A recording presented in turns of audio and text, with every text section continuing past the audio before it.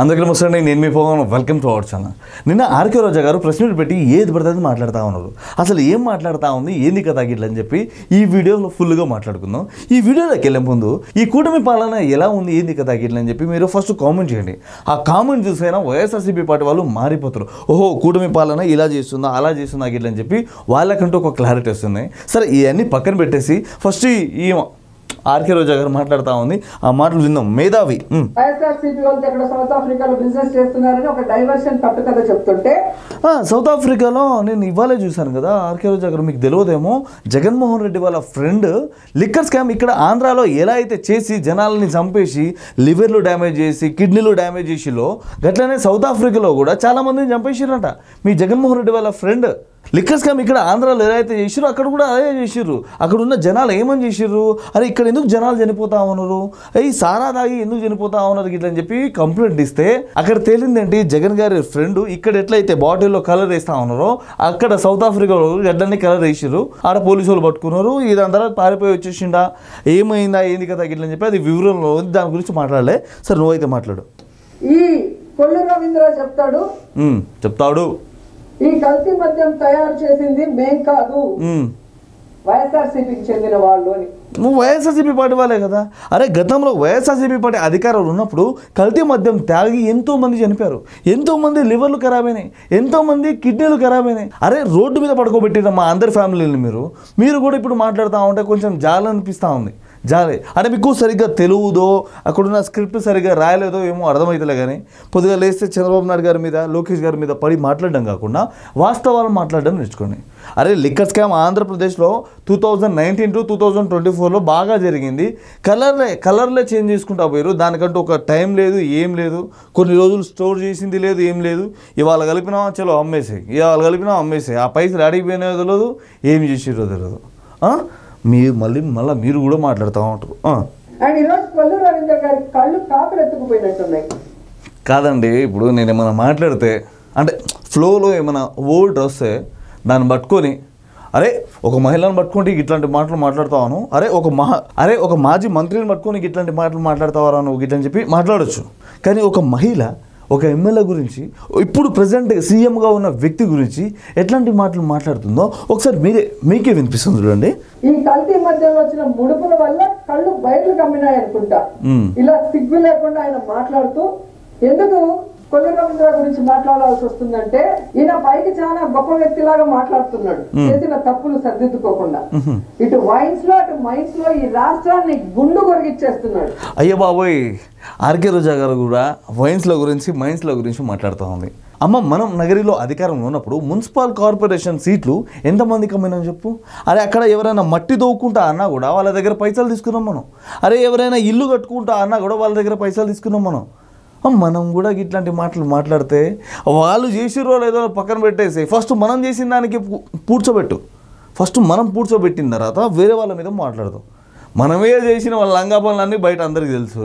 మళ్ళీ ఇప్పుడు బయటకు వచ్చి వాళ్ళు చేసి రీల్ చేసి ఇట్లా చెప్పి మాట్లాడడం కరెక్ట్ కదా. ఓకే, వేరే పాయింట్కి పోతుంది. కొండలు కరిగిపోతున్నాయి. ఈడ ఒక దొంగ ఉన్నాడు ఎమ్మెల్యేగా, ఇటు చూడండి ఒక్కసారి మీకు మళ్ళీ వినిపిస్తుంది చూడండి.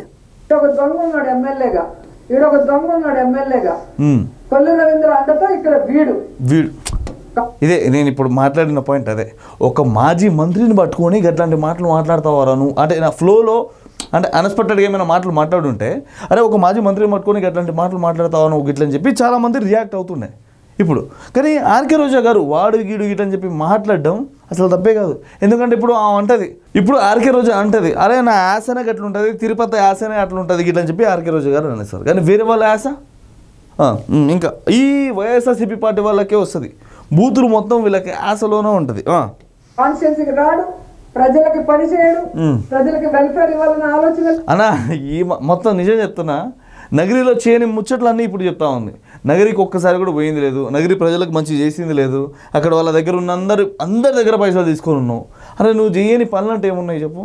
నువ్వు అధికారంలో ఉన్నప్పుడే మున్సిపల్ కార్పొరేషన్ సీట్లు అమ్ముకున్న దాన్ని నువ్వు కూడా మాట్లాడతావు ఎట్లా చెప్పు. అసెంబ్లీకి వెళ్ళి నువ్వు చక్కగా మాట్లాడింది లేదు, జగన్ భజన చేసుకుంటా ఉన్నావు. ఏ రోజైనా అసెంబ్లీలో ప్రజల సమస్యల మీద మాట్లాడిరా మీరు? సమస్యల మీద ఫైట్ చేసినా మీరు? సరే అధికారమో లేకుంటే ప్రతిపక్షమో ఆ రోజున చంద్రబాబు నాయుడు గారు అక్కడ ఉన్నారు, సరే మీరు అది చేసిరు కదా ఇది చేసిరా ఇట్లా ఒక్క రోజైనా ప్రశ్నించారా? చంద్రబాబు నాయుడు గారి గురించి హేళనగా మాట్లాడుతూ ఉన్నారు, వెక్కిలి నవ్వులు నవ్వుతూ ఉన్నారు, జగన్మోహన్ రెడ్డి గారి గురించి భజన చేసుకుంటా ఉన్నారు. దానికంటే మించి అసెంబ్లీలో ఏ రోజైనా ప్రజల సమస్యల మీద మాట్లాడిరా? మీ అందరికీ ఇప్పుడు ఆర్కే రోజా గారు అసెంబ్లీలో ఏ విధమైన మాటలు మాట్లాడిందో ఒకసారి చూడండి. ప్రజల సమస్యల మీద మాట్లాడింది, ఒకసారి మీరు అందరూ వినాలి. ఇది ఆ సైడ్ ఉన్నారు అధ్యక్ష మా బాలయ్య అఖండ, ఆయన బావేమో అనకొండ, అల్లుడేమో పప్పుండ. వీళ్ళందరూ కలిసి అనకొండ అఖండ పప్పుండ కలిసి మా బంగారు కొండను ఓడిస్తామని చెప్తున్నారు అధ్యక్ష. విని ప్రజలు అంటున్నారు రాబోయే ఎన్నికల్లో మిమ్మల్ని గుండె చేస్తాం రారా బాబు అంటున్నారు అధ్యక్ష. ఈ ఫ్లో మాత్రం భలే మాట్లాడుతుంది రోజా గారు, అయితే ఫ్లో మాత్రం భలే మాట్లాడుతుంది, అసలు ఇచ్చి పడేస్తుంది. ఇంకొకటి జగన్మోహన్ రెడ్డికి భయం ఎలా ఉంటుందో పరిచయం చేస్తానన్నాడు అధ్యక్ష. డైలాగులు ఆ స్టేట్మెంట్లు ఇచ్చినాడు, ఈ రోజు భయపడి స్టేట్ వదిలి ఢిల్లీకి పారిపోయాడు అధ్యక్ష. కాదండి, నాకు ఒకటి అర్థమైతలే, ఆర్కే రోజా గారి దగ్గర అసెంబ్లీలో కూడా వాడు గీడు గిట్ అని చెప్పి మాట్లాడుతుంది, ఇప్పుడు ప్రెస్ మీట్లో కూడా వాడు గీడు గిట్ అని చెప్పి మాట్లాడుతుంది. ఆర్కే రోజా గారిని చూసి వాళ్ళ వైఎస్ఆర్సీపీ పార్టీలో ఉన్న మహిళలు ఇట్లనే అరే ఒక నాయకుడిని పట్టుకొని వాడు గీడు గిట్లు అని చెప్పి మాట్లాడాలా? వాళ్ళు ఎంత పెద్ద నాయకులైనా సరే వాడు వీడు గిట్లు అని చెప్పి మాట్లాడాలా? ఆర్కే రోజా గారు గట్లని మాట్లాడుతూ ఉంది, మనం కూడా గట్లా మాట్లాడితే మన వైఎస్ఆర్సీపీ పార్టీలో మనకు రెస్పెక్ట్ పెరుగుతుందేమో అని చెప్పి నేర్చుకుని వాళ్ళు కూడా గట్లాంటి మాటలు మాట్లాడితే అక్కడ చెప్పాల్సింది ఫస్ట్ ఆర్కే రోజా గారినా లేకుండా మాట్లాడే వాళ్ళనా? ఇక్కడ కొంచెం సెన్స్ లేకుండా మాట్లాడుతూ ఉంది, కొంచెం సెన్స్ కూడా లేదు. అరే మీరు మంత్రిగా ఉన్నారు మేడం, మంత్రిగా చేసిరు మీరు, మంచి యాక్టరు, మంచి యాంకరు, మంచి డాన్సరు, ఇంకా చాలా. జగన్మోహన్ రెడ్డి గారికి అయితే మంచి భజన బ్యాచ్, అరే మీరు కూడా ఇట్లాంటి మాటలు మాట్లాడతారు. ఇంకా లేదు, ముఖ్యంగా ఇక్కడ ఉన్న పవర్ లూమ్ వాళ్ళకి 500 యూనిట్స్ ఫ్రీ కరెంట్ ఇస్తామని చంద్రబాబు నాయుడు వీడు వాగ్దానం చేసి అన్న ఇక్కడ విన్నారా మీరు? చంద్రబాబు నాయుడు వీడు. ఆర్కే రోజా గారు నాకు ఒక క్లారిటీ ఇవ్వండి, కల్తీ మద్యం చేసిరు గిట్లని చెప్పి మీ మీద ఒక ఆరోపణ ఉంది, అది మీరు చేసిరా లేదా గిట్లని చెప్పి ఒప్పుకోండి. అంటే మీ వల్ల కొంతమంది జనాలు చనిపోయారు కదా, అది మా వల్ల చనిపోయారా లేకుంటే వేరే మందు తాగి చనిపోయారా గిట్లని చెప్పి దానికి ఒక క్లారిటీ ఇవ్వండి. అండ్ ఇంకొకటి, ఇప్పుడు మెడికల్ కాలేజీల గురించి మాట్లాడుతూ ఉన్నారు. మెడికల్ కాలేజీ తీసుకొచ్చిన బడ్జెట్ ఎంత? నాకు మాక్సిమం తెలిసిందే మాట్లాడుతా ఉన్నా, 5,000 కోట్లు గిట్లని చెప్పి అనుకుందాం. 5,000 కోట్లు బడ్జెట్లో వచ్చినప్పుడు నువ్వు అన్ని కాలేజీల పైసలు కట్టేసి ఉంటావు, ఆ కాంట్రాక్టర్ కానీ వాళ్ళకి కానీ వీళ్ళకి కానీ అందరికి పైసలు ఇచ్చేస్తుంటావు, కానీ ఆ కాలేజీలు ఎందుకు పూర్తి కాల? ఈ పాయింట్ ఎందుకు మాట్లాడతలే మీరు? ఇప్పుడు జగన్మోహన్ రెడ్డి గారు మాట్లాడడానికి అవకాశం ఉంది కదా అసెంబ్లీలో, సరే మీకంటే లేదు మీరు ఓడిపోయారు చిత్తు అయ్యని పక్కన పెట్టండి. జగన్మోహన్ రెడ్డి గారికి అసెంబ్లీలో మాట్లాడడానికి అర్హత ఉంది. ఆడికి వచ్చి ఇగో ఆ కాలేజ్ మేము అట్లా చేసినాము, ఇప్పుడు ఈ 17, 18 మెడికల్ కాలేజీలోనే అవన్నీ ఎందుకు పూర్తి చేస్తలే ఈ కూటమి ప్రభుత్వము, ప్రజలకు ఉపయోగపడుతుందనే కదా నేను తీసుకొచ్చి ఎందుకు కంప్లీట్ చేసేలాగిటని చెప్పి జగన్మోహన్ రెడ్డి గారు అసెంబ్లీకి వచ్చి మాట్లాడితే అయిపోతుండే కదా. ఇవన్నీ అనవసరమైన సోద ఎందుకు? జగన్మోహన్ రెడ్డి గారు ఏమంటా ఉన్నారు, నేను తీసుకొచ్చిన మెడికల్ కాలేజీలని ఈ కూటమి పార్టీ కంప్లీట్ చేసేలాగిటని చెప్పి మాట్లాడుతూ ఉన్నాడు కదా. మీ జగన్మోహన్ రెడ్డి గారికి మీరు మాట్లాడినట్టే దమ్ము ఉంటే అసెంబ్లీకి వచ్చి మాట్లాడమని చెప్పండి, ఆ మెడికల్ కాలేజీల గురించి మాట్లాడమని చెప్పండి, ఆ లిక్కర్ స్కామ్ల గురించి మాట్లాడమని చెప్పండి. మీకు అంతే దమ్మే ఉంటే అరే మేము చేయలేదు రవై మేము చేస్తే అది నిరూపించండి గిట్లని చెప్పి అసెంబ్లీకి వచ్చి మాట్లాడొచ్చు కదా. ఎట్లాంటి మాటలు మాట్లాడడానికి మీకు రాదు, ఇలా ప్రెస్ మీట్ పెట్టి వాడు గీడు గిట్లని చెప్పి మాట్లాడడం మాత్రం మీకు బాగా వచ్చు.